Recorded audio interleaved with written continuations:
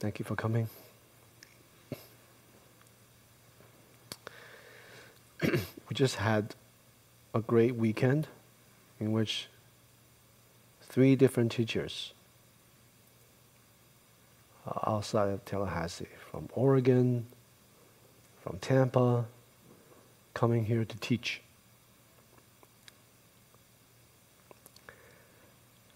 And we have so few people that came.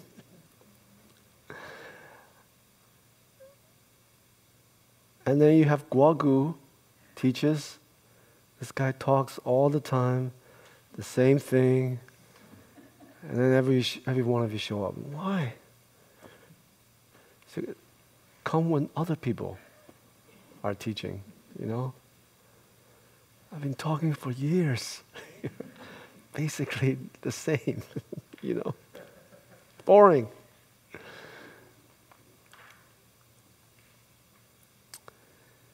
Anyhow, do you have any questions from meditation tonight?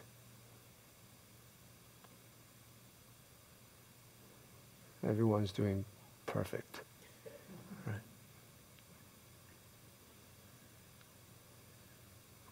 Everyone have a method of practice? Yeah. Anyone here doesn't have a method of practice?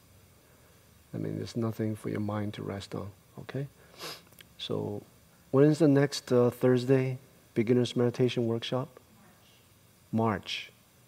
And the drop-in meditation?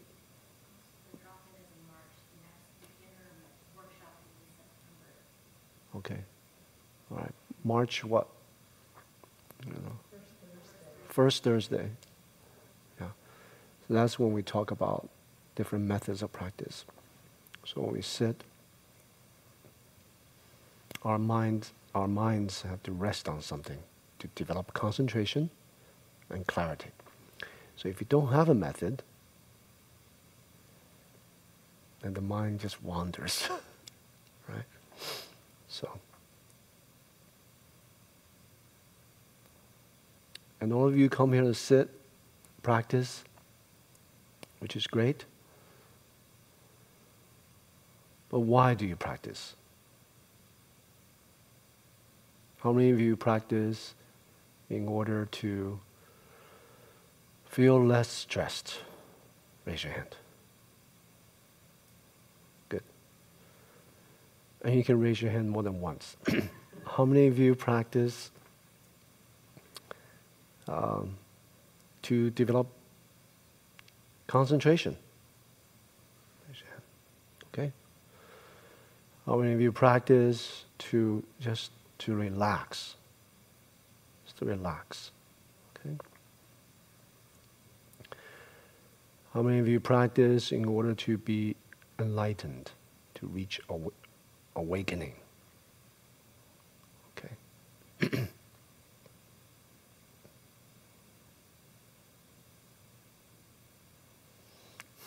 It's not a trick question.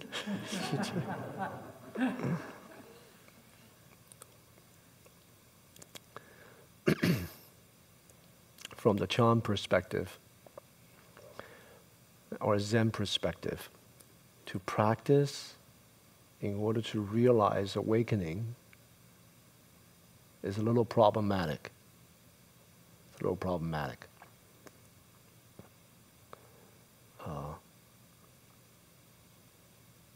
Because from the Chan perspective, each and every one of you are already awakened. You may not see it, but you're swimming in it. You're living it. You're breathing it.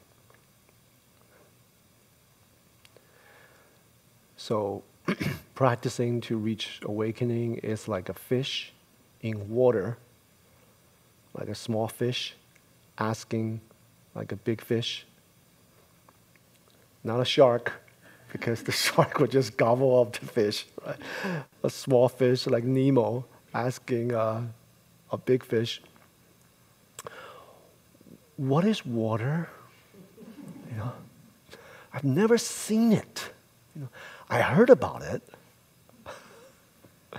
And I hear people realize, awaken to the reality of waterness. You know. So where that question comes from, the big fish being experienced, find it very difficult to answer. It's like, while you're in it, right? I need proof. What do you mean? You know, you can't really show the person the small fish. And so, and the reason is that the fish is already in the water, is already utilizing the water. And all of its life, it's never been separated from it. And that's like the Buddhist teaching of emptiness, no self.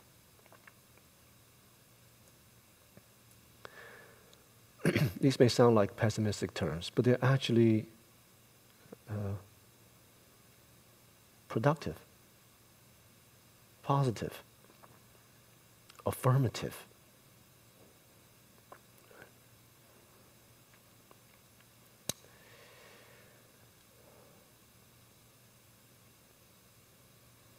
Like this cup here, okay, this cup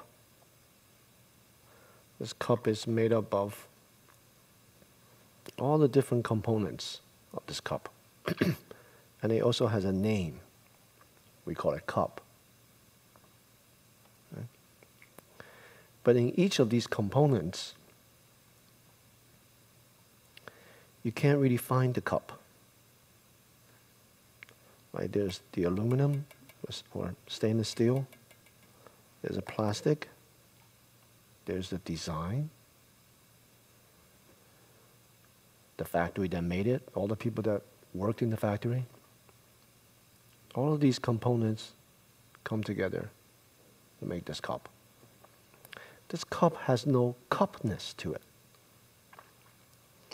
There's no distinct, separate, independent kind of nature to this cup. Wouldn't you agree? Yeah. So cup is made up of non-cup.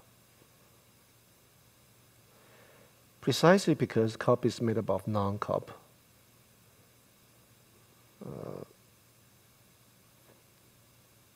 we can have all sorts of designs of cup. It comes in all different shapes, size, all different possibilities.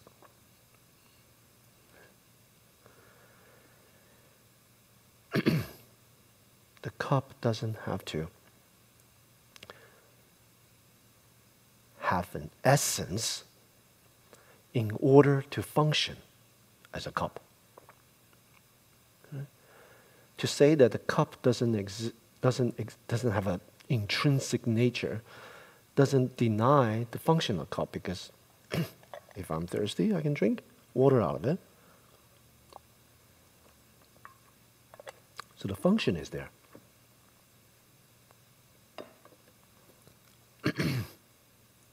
This reminds me, when I was in a monastery in New York, I took on a lot of tasks for the monastery. I was my teacher's attendant, a translator. I was in charge of publication and training of different Dharma teachers, all kinds of stuff. One of which is production, publication. You know. So we're in Queens, and we had to go to the city, Manhattan, to talk with the different printers for typesetting and the different compare the prices and so on. And back then, nowadays you just attach, you just use email. You just attach the file and they will see it. No. We have to have the layout, like print it and bring it to the printers and so on. And meet with different printers and see the possibilities. The email wasn't that popular. So I was in New York City. Took the R train to the city. One time I was in the subway. And this father and a little boy came in. Some of you have heard me talk about this story. Came in the subway, door open, comes in, very excited. The kids and father clearly are not New Yorkers. They must be from Jersey or something. Somewhere there's no subway. Clearly, right? Why? The kids are very excited. First time to be on subway. It's like, what's this? These are advertisements. What's this? Chair, the pole. What's this? The kid became really upset. The kid's like, you're going to bring me to a subway. The dad said, well, you are on a subway. It's like, what? It's all this. It's a pole, there's an advertisement, there's a door, there's a seat. And I was just quietly listening. Try to keep my eyes down. Don't want to attract any attention. Just sitting meditation. I'm hearing. The father's like, why are you crying? There's no subway. I was like, my eyes open. He's like, there's all these things. The father's like, yes, but all these things is the subway. The subway is made up of all these things.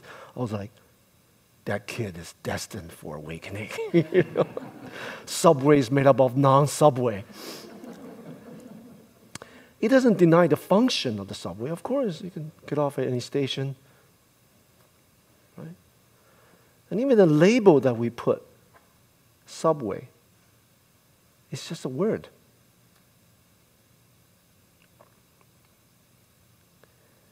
And we are invested in words and language. We put labels and container to everything. We discriminate, compare, contrast. We put values based on the labels we have for people, for things. You all know that, right? A whole value system is built around arbitrary terms, conventions, and we become very engrossed in it. We allow these containers and words to entrap us, to contain us. All of our lives, this is all that we've ever known. The labels, the words, and the discrimination, the values that we put on them. We are completely tethered, hinged. Our sense of sanity, safety, well-being is actually connected to words and language. Wouldn't you say?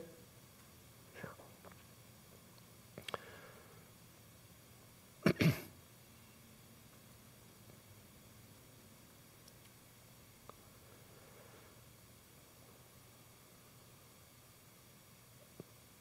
To us, these are very real.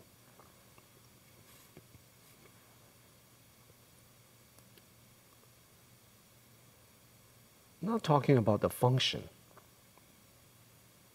I'm not talking about words and language are intrinsically bad, because they help us to navigate through life, but they also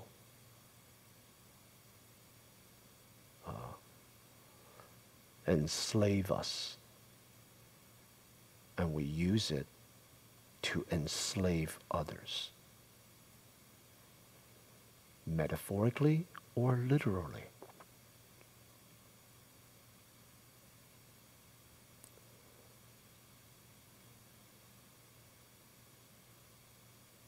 We confuse reality with the words that we project onto reality. Most people can't distinguish between that. Yeah? Like, this is called a floor. This is called the floor. It's just a word. Who says it's a floor? When I was in the monastery, we didn't have beds. We slept on the floor. So floor, beds, is it floor or is it bed? Which one is it? You know? And that's only English. You know? Other languages, they have different labels.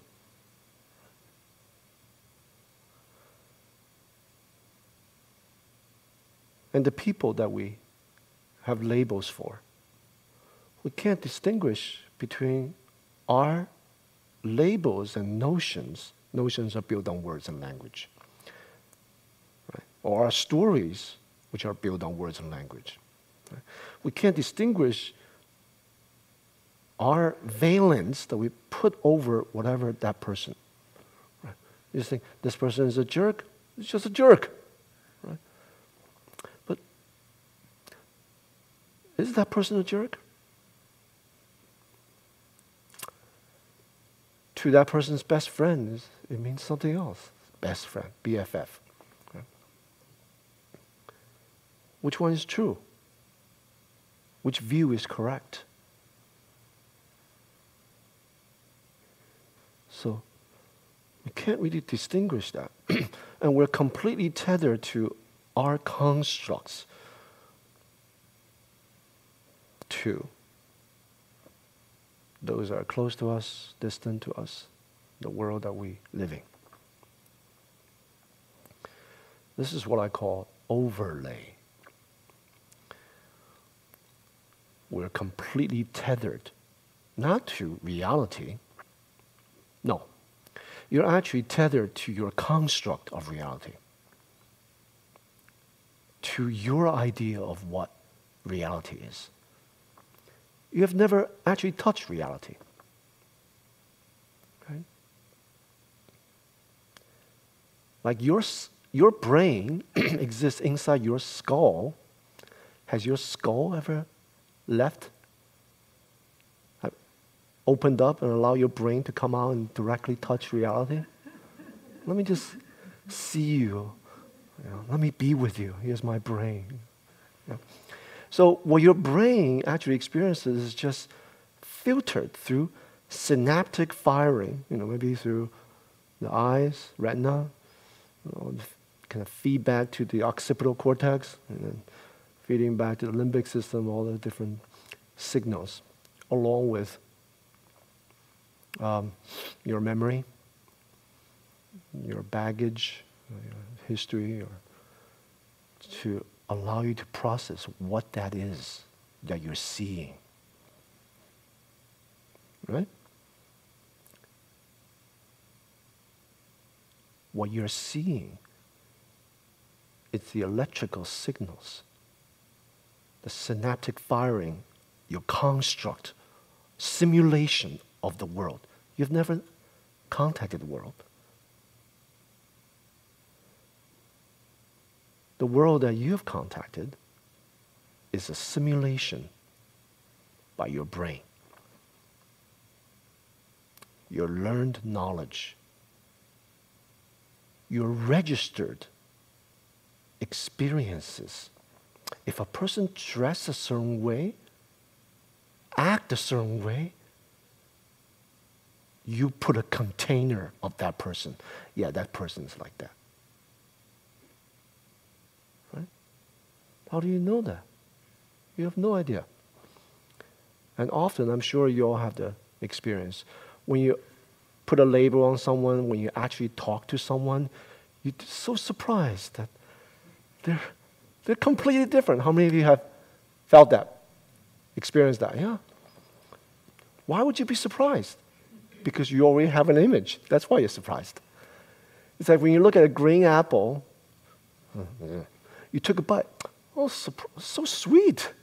Why? Because you probably have an idea green apples are sour.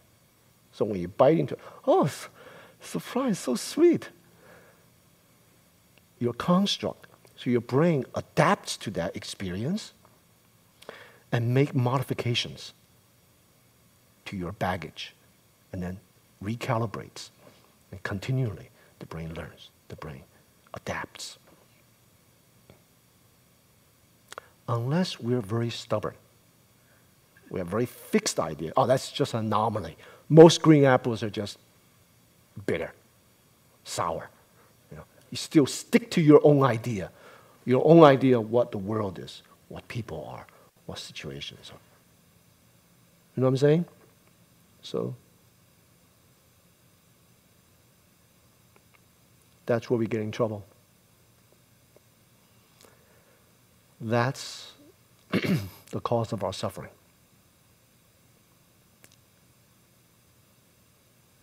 That's why we're tense. This accumulated tension from grasping, reifying our experience into this and that. We put labels on the world, judgment of people, as threatening, as danger, as this is challenging. So your constructs are causing your anguish.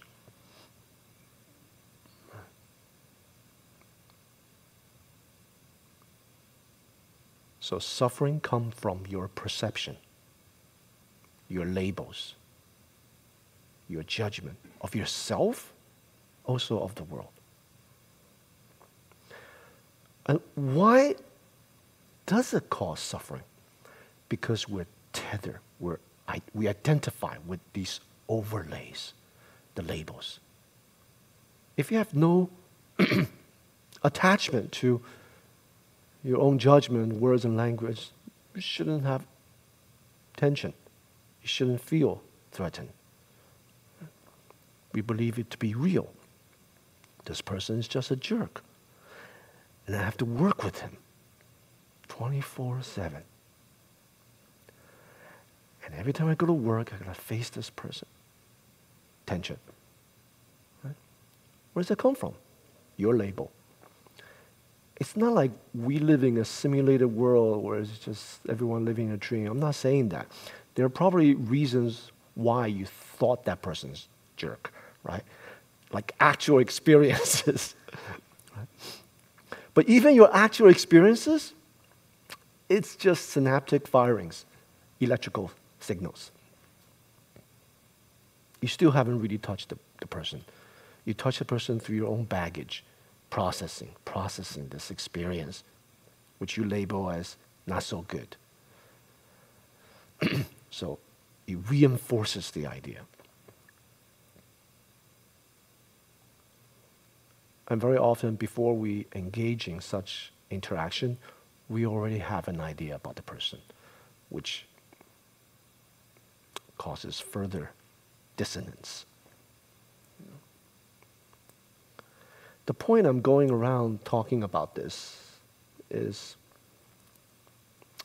the Buddhist notion of emptiness, no self.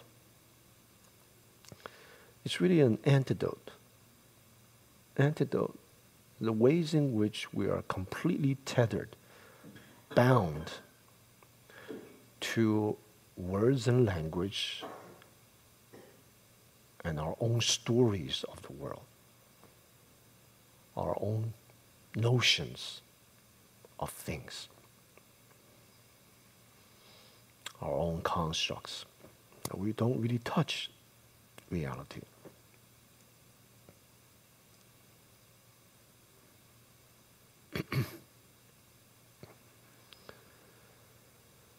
What is reality then? So we're at the section of the Heart Sutra.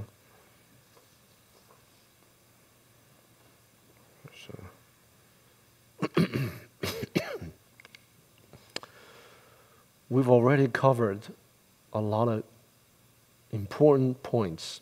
Even though we're just at the beginning, we actually cover a lot of important points so far. This is the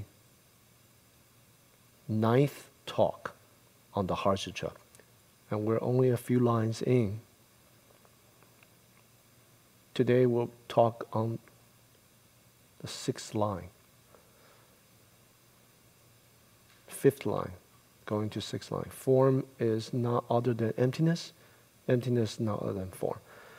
But before that, in previous talks, I've already talked about Avalokiteshvara, the protagonist. This particular bodhisattva's practice, contemplation of wisdom, insight, and how this bodhisattva, awakened being, was able to liberate himself. I spoke about wisdom. I spoke about the 5 skandhas, form, sensation, perception, volition, consciousness, that which constitutes ourselves and the whole world. Everything we touch, we see, we experience are not outside the 5 skandhas, aggregates. I talk about how that's empty already. I spoke about suffering. I spoke about Shariputra, the conversation partner of Avalokiteshvara, and his backgrounds, how he realized liberation. So all of those talks actually encapsulates the whole of the Heart Sutra already. But from this point on, until nearly the end, the Heart Sutra brings up all the core teachings of Buddhism and deconstructs them. Right? Not advocate them, but actually deconstruct them.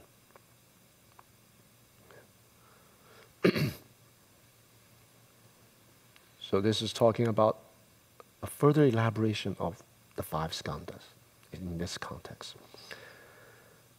So the text goes, Shariputra, form is not other than emptiness. Emptiness not other than form. Form is precisely emptiness, emptiness precisely form.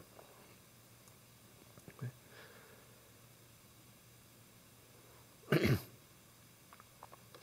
It sounds like pessimism, doesn't it? Yeah. Form is empty, emptiness, form. And maybe not emptiness is form, but I'll just talk about emptiness, form. And it's really not a translation error. It's not a translation issue. In any language, the Buddhist language, whether it's Sanskrit or Chinese, it's confusing. Okay, so it's not a translation error. Form is emptiness. We spoke about that a little bit already. This cup is made up of non-cup. The boy in the subway realized subway is made up of non-subway. It's made up of all these different things. So form is emptiness.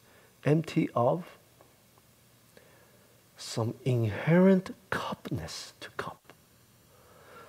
Some inherent subwayness to subway. There's no inherent subwayness to subway. It's just made up of all these parts. But what about emptiness is form? Okay, we know form is emptiness. What about emptiness is form? And also, what about this teaching? What does it have to do with our lives? What does it have to do with those of you who practice meditation because you want to relax, you want to de-stress, or you want to develop concentration, or you want to realize awakening? How can we use this in daily life? Yeah. So,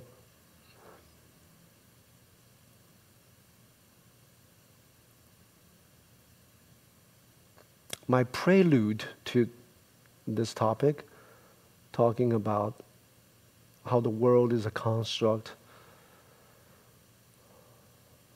simulation, how tethered we are to words and language, which causes our suffering. All of that is actually relevant of this teaching of emptiness. It's about relationship.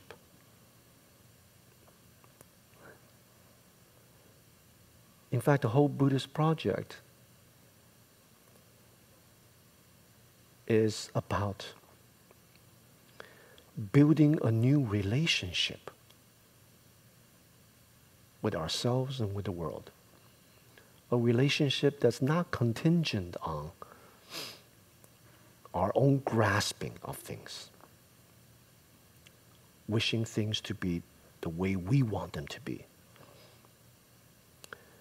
labeling things the way we have been conditioned to label things. It's about questioning the old, outdated ways in which we relate to people through our own conditioning. To learn to be free from that. To learn and be open to new ways of relating to people, to the world. You know? I have many students who are still using their outdated mode of being, conditioned by their childhood, in the ways they actually relate to me. They project to me.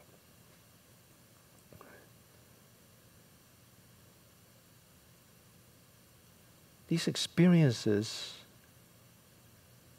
in the early years of your life, the relationship you have with your parents, with your friends, family members, have conditioned you in such a way that you can say taught you a particular way to relate to people. Do you believe that? Yeah. There are students who relate to me like I'm their son. I'm not their son. Right? There are people who relate to me as a kind of antagonist, you know, because they, excuse me, maybe they have authority issues, you know. So any person of authority, they have a problem with, you know.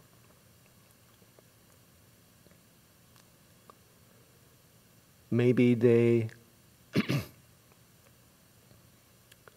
grew up thinking that they don't have enough attention from their parents, family members. So the way they relate to me is they want to be seen by me. They want to be heard. You know? They want to be cared for. The Buddhist teaching, yeah, it's secondary. I just want to be heard. I want to be seen. You know. Some people, a lot of people, you know how when they ask questions, they just want to, it's almost as if they like to hear themselves talk. Like they want to hear themselves talk. So keep on going on, elaborating about their view about things. And they just need me to say, you're right. That's all they want, really. like all the ways in which we are conditioned, tethered, locks us into a box, you know, and imprisoned in that box, we have a lot of suffering. So the Buddhist meditation that you practice, the teachings that you try to learn and so on, really has one purpose, and that is to free yourself from all containers, all forms of reification, solidification, grasping, attaching to any fixed way, and to really open up to what is actually before you, without your filtration, without your conditioning. See things, experience things in order to connect. In order to connect. From this perspective, these two lines that sound so philosophical can become quite useful. Form is emptiness. If you remember the analogy of the boy in the subway, what's the other one? Cup. The takeaway is everything is made up of everything else. It's about relationships. Right? So, it's not about being fixed into a particular form, structure. So emptiness really is pointing at relationships. Form is emptiness. This form can stand for, of course, in this context, in the text, it's about the body. Whatever that can be seen, whatever that can be touched. Right? Contrasted form. Right? Form, sensation, perception, volition, consciousness. This is what constitutes a human being and relationship with the world. So in that context, it relates to the body. But all kinds of form. Because what constitutes the body is made up of non-bodies. Right? Earth, water, fire, and wind. Heat, fluidity, solidity, and space, air, right? Wind. So all the different things, all solidity, the things that you see, the form that you see, is relational. It's relational. The people that we discriminate with, against, the people that we judge, the situations that we find ourselves in, form, the appearance of it, how it looks to you, it's actually relational. It's about connections. It doesn't have a fixed form. All form is not fixed form. So that means there's possibilities.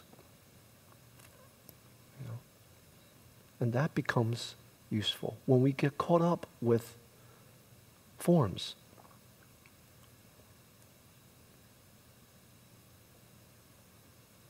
What is a form that troubles you? Can you think of something, some form that troubles you?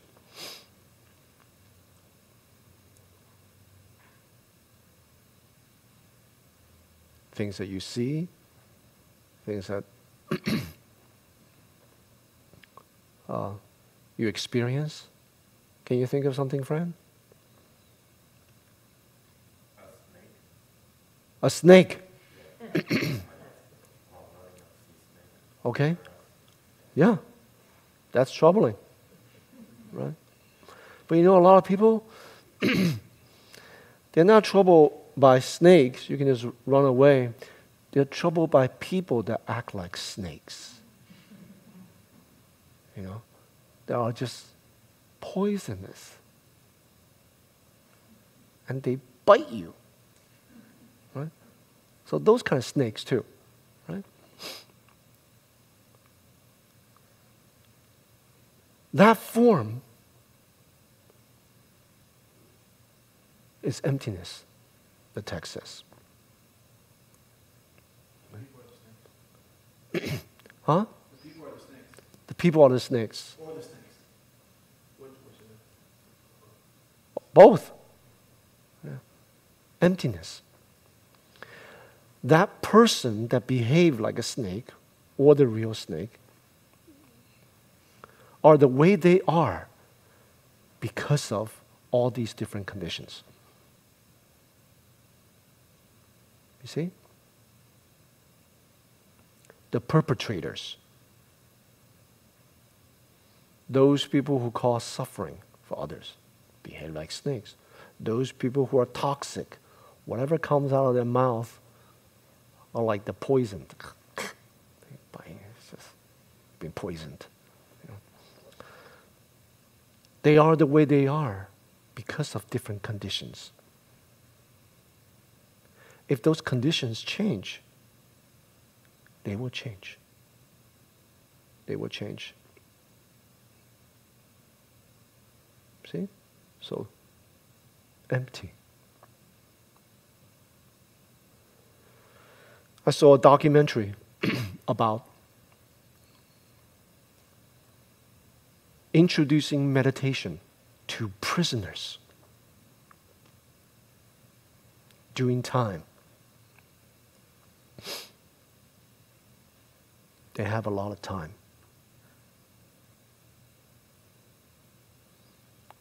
It was a drastic experimentation.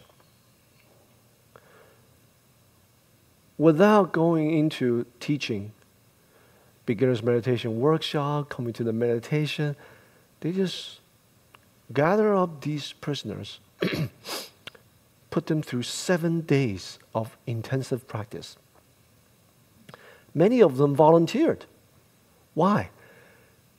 Because it's safer. It's safer to be in a safe, contained space to do meditation than walking around in the corridors, in the cells. You don't know what's going to happen. You know, they were segregated. You're not solitary confinement, containing this space, separated from the rest of the prison, and they engage in the meditation practice.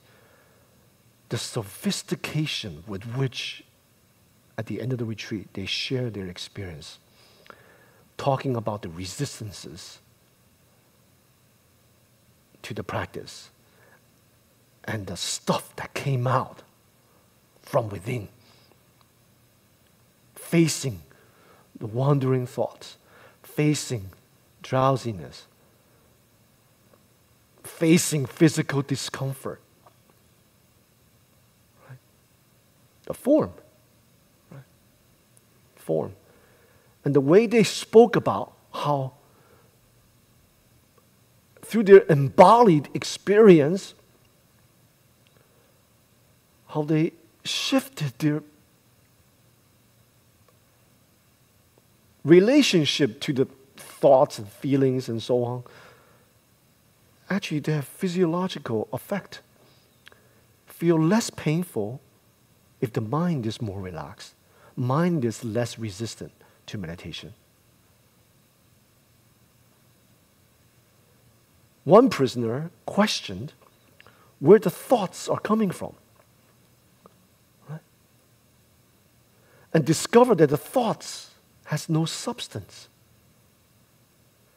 These thoughts that haunted him all the years in the prison of what he did. When he questioned the nature of these thoughts, He felt relief. He felt freed. None of those are book knowledge. They are not prepped in Buddhist teaching before they went in. Just embodied experience.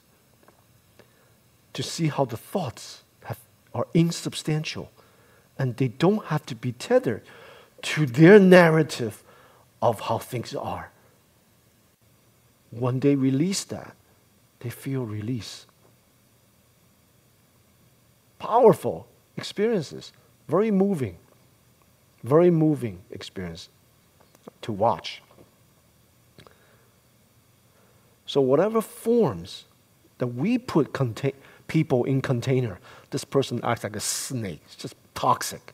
It's just poisonous. When we release that, actually, we see new possibility of relationship, new perspective on that person. Right? Do you believe it? Yeah. If we apply that to ourselves, all the things that makes us angry, that makes us caught up,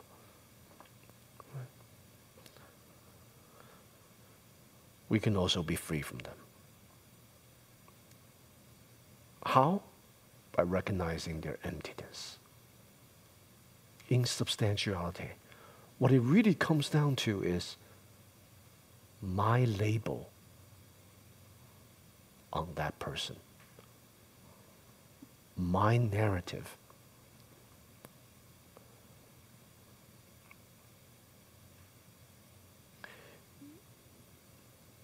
You know that the people that we label difficult, do you know why we label them difficult? Because they don't accord how we see things to be, how we want things to be. That's why it's difficult. You know that, right? This person doesn't agree with my opinion. I want to do this way, they want to do that way. It's very self-referential. Have you discovered that? You know? Or this group of people doesn't match how this other group of people prefer to do things, or their worldview. This goes in with individuals, with families, neighborhoods, society, countries, race, gender, everything. Our container is challenged. From that perspective, that's difficult. This one's agreeable. We're like-minded. You know. But this one is. So it's very self-referential. So our suffering that we experience and the suffering that we cause for other people usually come from self-referential views and opinion and our attachment to that. Yeah? So when we stop putting our container on the world and take particular course of action to solidify that, to promote that, to reinforce that, we have less suffering for ourselves and for others. When we see the emptiness of form,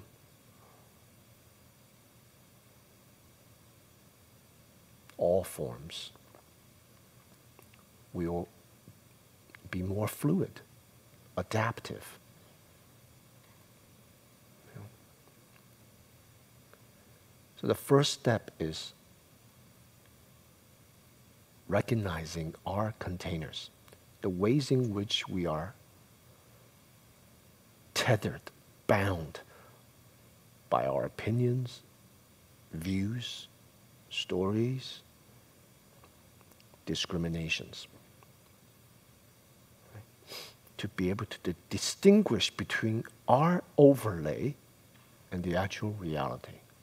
So the first step in the practice that we do in meditation. It may seem like it's nothing to do with it. I'm just trying to follow my breath or something. Actually, on a very subtle level, we learn in that process of following the breath or other methods of practice to distinguish between the method and wandering thoughts that goes all over the place. Right? In that ability to distinguish that, we start to see different patterns of thought, patterns of behavior. Your pattern of relating to difficulties, your pattern to relating to blissful states that come up, that's exactly the same pattern that how you live your life. Your relationship to your wandering thoughts, how you deal with them, whether you're annoyed, you're nonchalant, you don't really care, not bothered by it, or whatever feelings that you have. The way you relate to yourself, the things that come up, is exactly how you relate to other people. So you understand those patterns. You first have to expose to see what we're working with. And then still learn not to follow them and don't suppress them either. Just allow them to expose. Allow them to be and still navigate on your method. Stay with the method. That simple exercise actually begins the process of unraveling, untangling the ways we're just attached to how we want things to be based on our own judgments. Do you follow? Yeah. Simple exercise. And then you can translate that into daily life. The ways in which we relate to other people, the ways in which we find ourselves situations. You start to see a connection between meditation, seated, and life as kind of practice.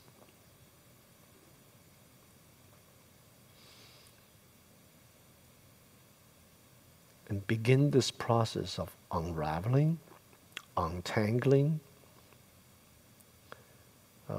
what needs to be done.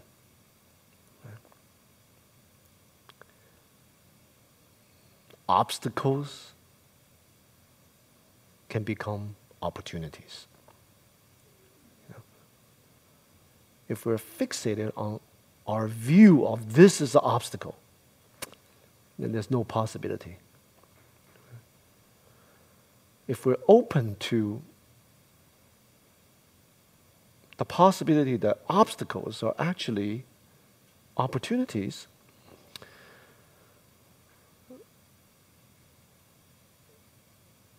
then that actually relates to the next line.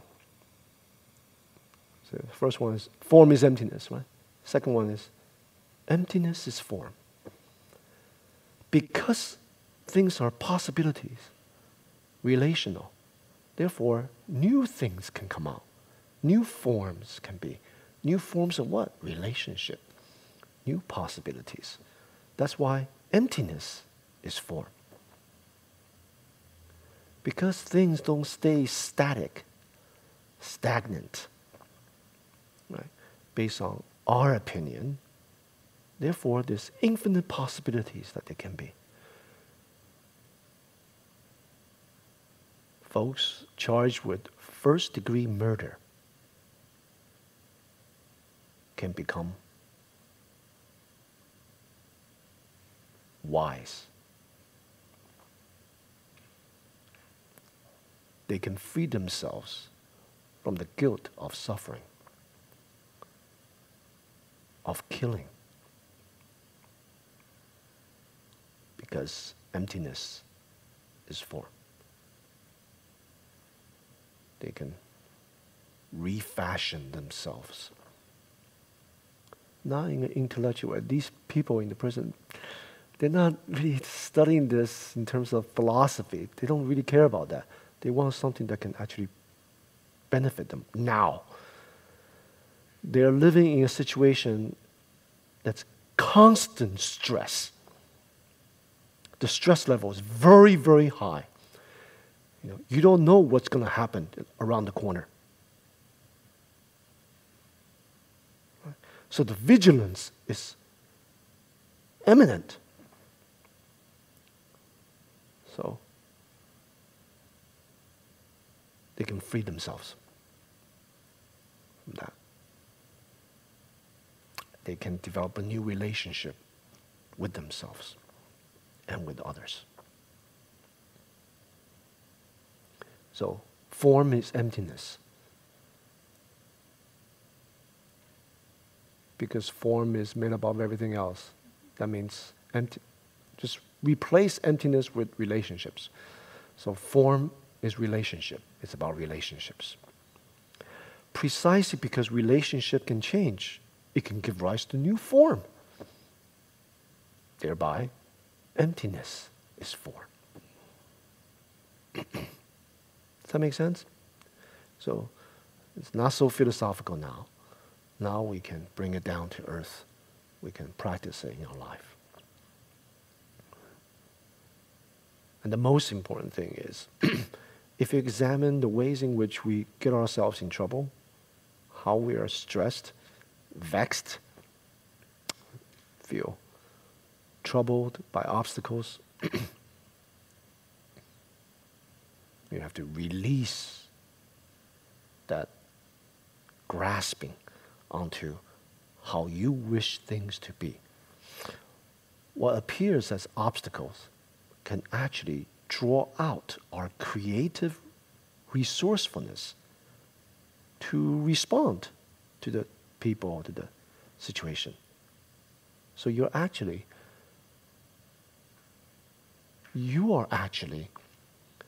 demonstrating how form is emptiness and emptiness is form. You see? All the time. Without even knowing it. It's like the fish. What's water? Meanwhile, you're like swimming in it. You're navigating the water. Without the difficulties, there is no possibility for a future to be.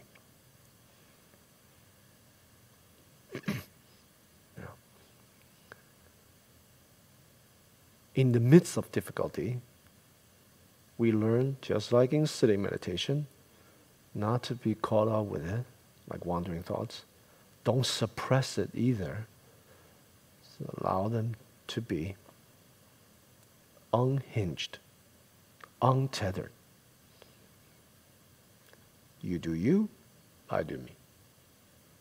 Wandering thoughts, fine, just go ahead. I'm just going to stay with the breath. If you bring that kind of attitude towards meditation, your whole relationship with wandering thoughts and pain and difficulty will change. And your relationship with other people will start to change.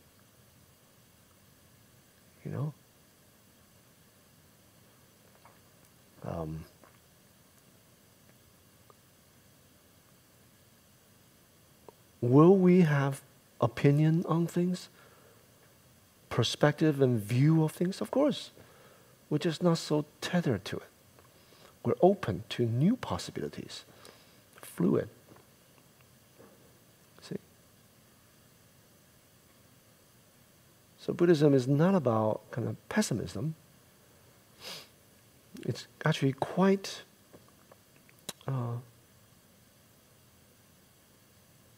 what's the opposite of pessimism? Optimism. Yeah, optimism.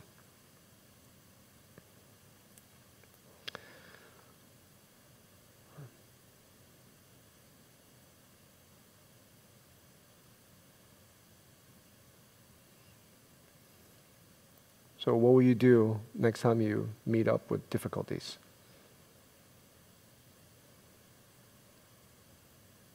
Expressed as a person. right? A form. Right?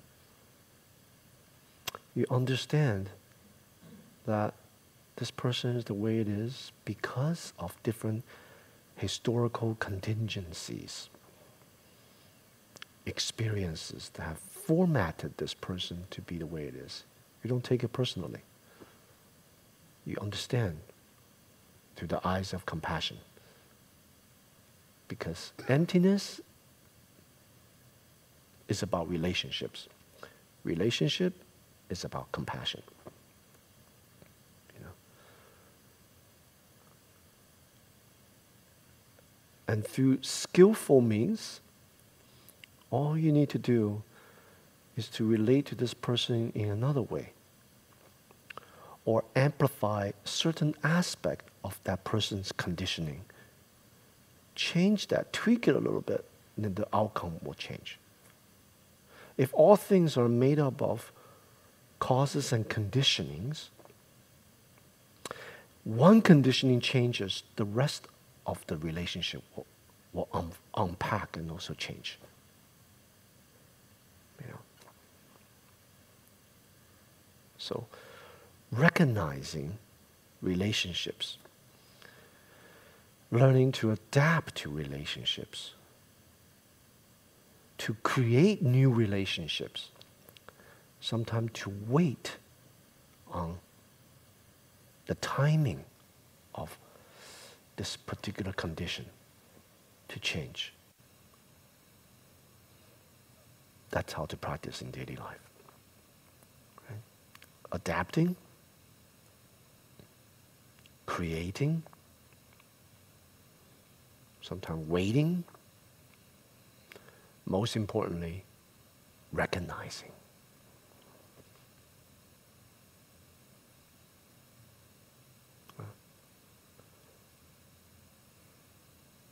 Allow yourself to see others and situations through the eyes of possibilities and relationships.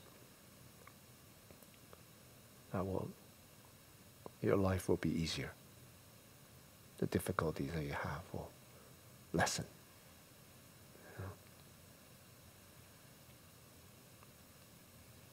You become more fluid, more adaptive, more flexible, not so rigid. You know? That's the benefit of understanding this teaching and how to apply it in daily life. Okay, any questions?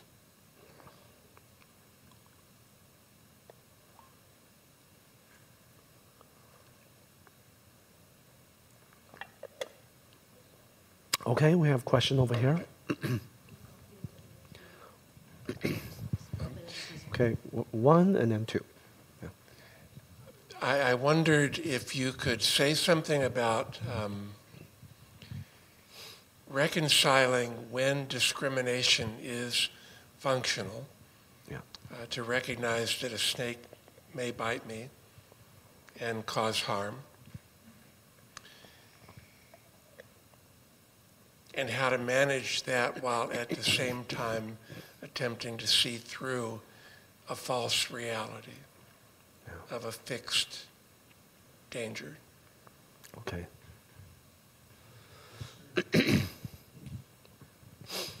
Okay, thank you for the question. Very practical. At the same time, very abstract. So, without a concrete experience, episode, I'll just comment in general ways. Emptiness does not deny the function of things, how things actually work in a society, in a family, in human relationships.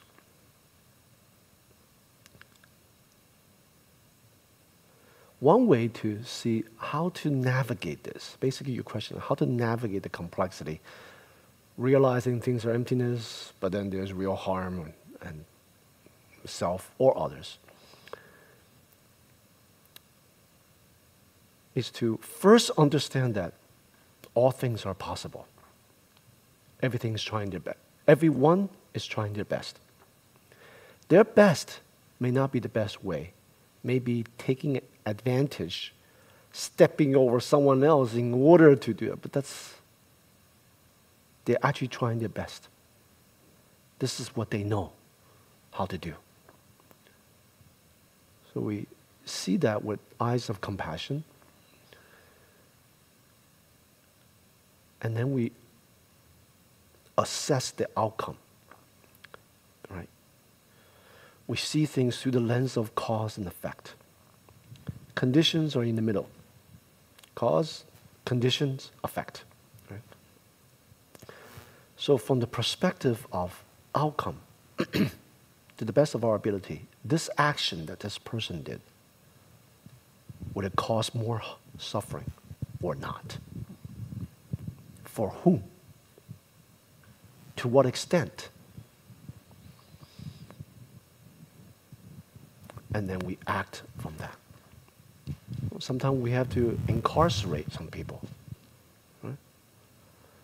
But not as a form of punishment, but hopefully as a form of healing. Our incarceration system in the West is not based on the model of healing, but meditation is being introduced in those spaces. Religious practices, Judeo-Christian religious practices are being introduced in those spaces. So even though the state system is not, the vision is not that, but these other conditions are changing that on a kind of grassroots level, working with prisoners and so on. That aside, sometimes there's a need to incarcerate, to protect that person from themselves, right? Until conditions change, and then be able to better the situation. If we are the cause of suffering, then we have to sometimes remove ourselves so we can see better, and we can process, and we can change.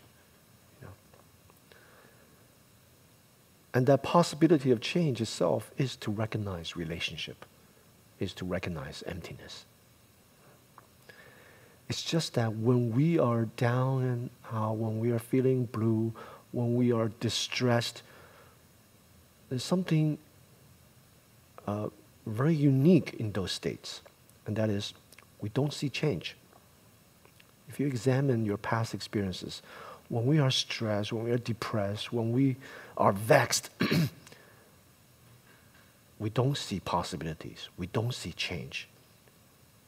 What we see is solidity, fixation. We're not getting what we want. So the self-referencing is very strong in those circumstances. So we need to use methods to loosen that, to kind of diminish that, adding new conditions and the possibility of change. Does that help in any way? Yes. Yeah. So the first thing is, everyone is trying their best. Second, how to work in the possibilities, because what causes suffering is actually fixations, rigidity, grasping. So how to loosen that? How? Introduce new conditions. Change the circumstances.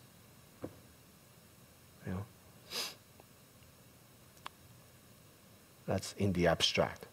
Concretely, how to change a person, how to change family members, not for our benefit. You should change. You should go to Chan Center. Go meditate. You need one.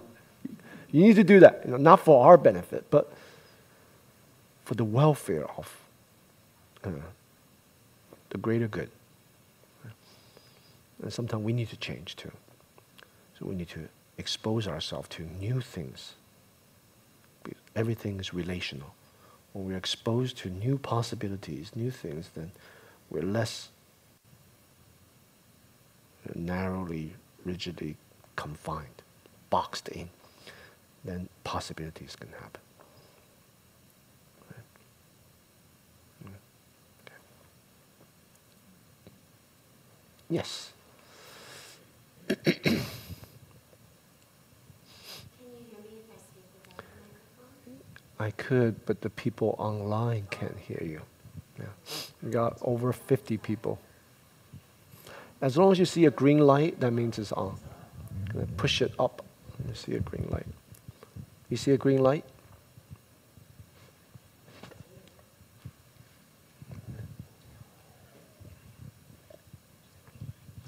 Okay, I have 2 questions. Okay. The first is, I'm curious to know if you think that, or if you would agree with, if we change our language. For instance, in Lakota language, it is, from my understanding, all relational. There actually is no word for I, me, and self. Like the whole language is relational. Yeah. And interestingly, scientists that are studying whales, they think that's how they communicate. There is no self. It's always, they're communicating about the pod. And then the second question is, with more practice, first the awareness of, I'm having this thought about so-and-so or something, I'm aware of it, and it's silly. It's like very rigid and like not even mine. It's like an imprint from either culture or parental or whatever. After time, does that fade away and you don't really have those false? Mm-hmm. Okay, good. What do I think about language? Language can be very useful or very harmful. Right? The fluidity of language, the structure of language forms the kind of selves in particular cultures. You know? If a person living in a particular culture in which, like Chinese, for example, the syntax of a sentence, you don't need to put an I as a subject to finish a sentence. You can begin with a sentence with a verb. You know how subject, verb, predicate. In classical Chinese, you don't even need to use the I. So the notion of an independent, separate I against everything, it's downplayed. You know, it's kind of enmeshed in context of that sentence in the larger discourse. You know? So the type of selves, me, I, my sense of self, that's formulated in a culture in which I don't even need to use it. They do have a word for it, but you don't need to use it. Contextually, a person can understand what you're talking about. Right? It's not to say it's better. It's just that this type of self is a kind of enmeshed self, contextual self, relational self. Is there grasping? Oh, you bet there's grasping. It's just that the grasping is not at the level of individualism. Right? The grasping is at the level of context, group mentality, communities. Do you know what I'm saying? So the particular teachings that resonate with those people in those contexts will be different than another set of teaching that's appropriate for in a context that places strong emphasis on individualism. Does that make sense? So selfhood is related to language. Right? I'm sure if a bunch of whales are communicating, I don't know how they're communicating, but communicating, and then a predator comes, I'm sure they're going to say, all right, let's go. Something else is attacking us. Right? You know what I'm saying? So self is always present. It may not be, fixed to me, I, mine. Like Chinese, for example, they define themselves in roles that they play, enmeshed in relationships. Americans, when you ask them, well, how do you feel about yourself? Well, my feelings and my thinking. They don't identify themselves roles. Do you know what I'm saying? Like if your role is a son, you're relational to parents. So there's a hierarchy. There's a kind of filial, devotional relationship. Right? And status and power and agency is defined in relationally. Right? Whereas in the West, status, power, agency is defined not necessarily by age. Yeah, you're my father, but I'm better than you. I can call you by your first name, which for the Chinese is completely insane. Calling your parents by their first name or stepfather, it's just like, do you know what I'm saying? Like power and agency and kind of status is not contingent on a kind of relational model that's just assumed. That's the way it is. Parents, they're always filial. Right? You can have in the West, the relationship with the elders is very different.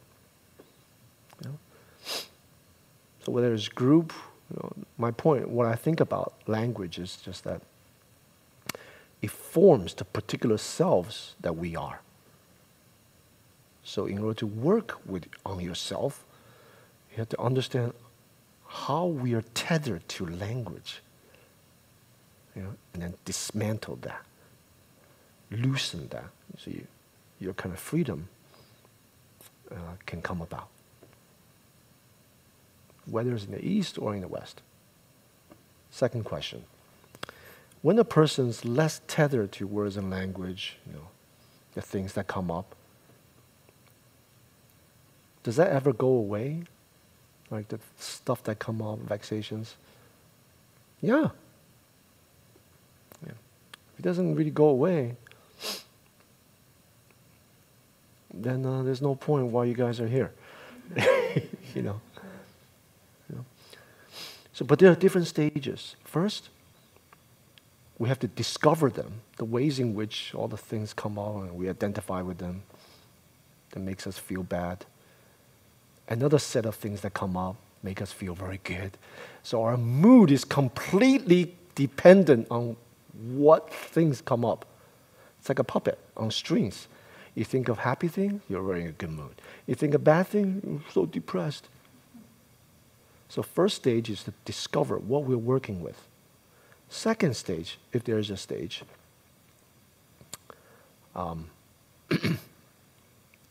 is to learn when it comes up, not so influenced by it. Right? When you have hateful thoughts, when you have discriminations, you see it, just like when you see wandering thoughts when you're sitting. Okay, don't act on it.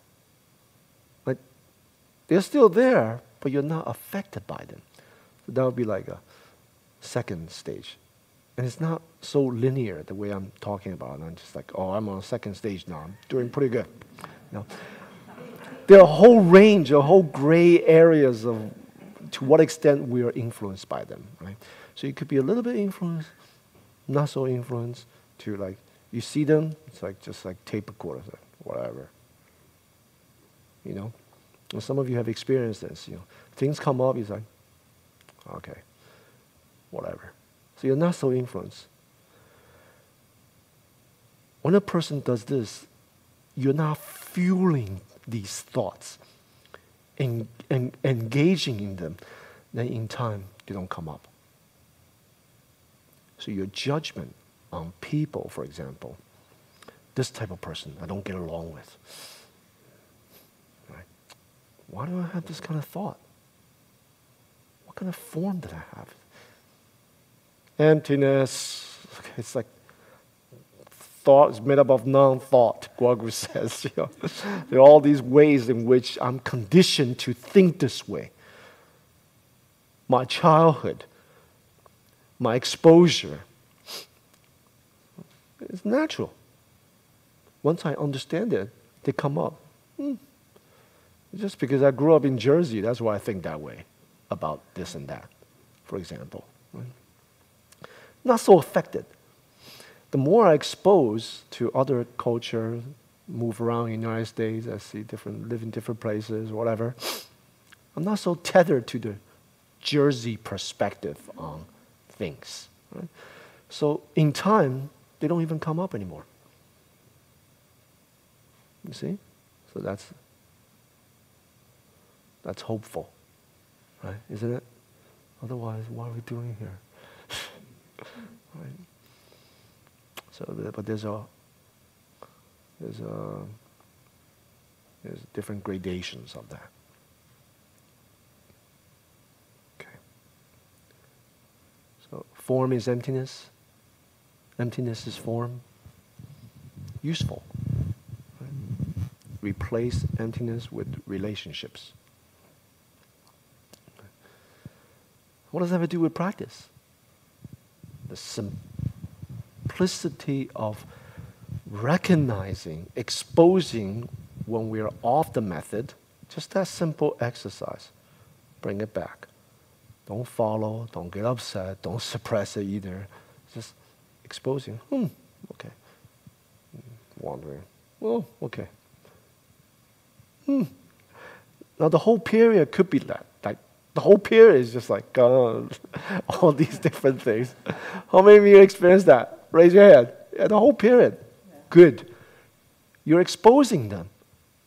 It's always better to have things in the light as opposed to you're just in the dark.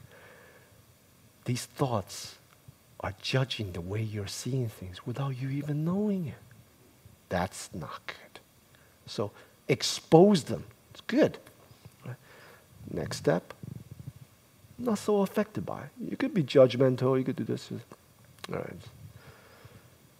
It's just the way that I'm reared, I'm conditioned to think this way. Introduce some new possibilities, new conditioning of seeing things. Then these kind of discriminating thoughts will just start to diminish, see? Once you do that, that simplicity of practicing, that relationship that we build with ourselves in practice, learn to develop a new way of relating to yourself, right? To your own mind, to your own thoughts, patterns. And then in daily life, you practice in action, in situ, relating with other people, see what comes up. And then understand that web of relationship. We are the way we are because of different conditionings. So be more compassionate to yourself. Right? Understand, accept. Then learn to expose other ways of seeing and being. Right? Change our perspective. Then the relationship we have ourselves and others will also change. That possibility of change, that's emptiness is precisely form. Okay? New ways, new forms. So that's the way to practice. So I recommend, hearing the talk, you may feel, I understand now, it's very good. Actually practicing it. What are the forms that you're caught up with? The type of people, the type of action you see. Learn to open up. Learn to understand more. Learn to see things in a systemic way interrelational way, and to free up of our rigid views in daily life. Right? So that's the homework I'm giving all of you. Right? Start with something small, and then work up to something more difficult that you're struggling with, which inevitably refers to relationship with your families. Right? Or if it's not that, your political views. Oh, that's a big one for Americans. Politics. You know, families, spouse, children. You know, politics. Start with something simple, and then examining your views, the extent to which we're tethered. See if you can understand more. Open up. Okay? Have a good evening. And cherish yourself, cherish everyone around you, and hope you see more opportunities in your life.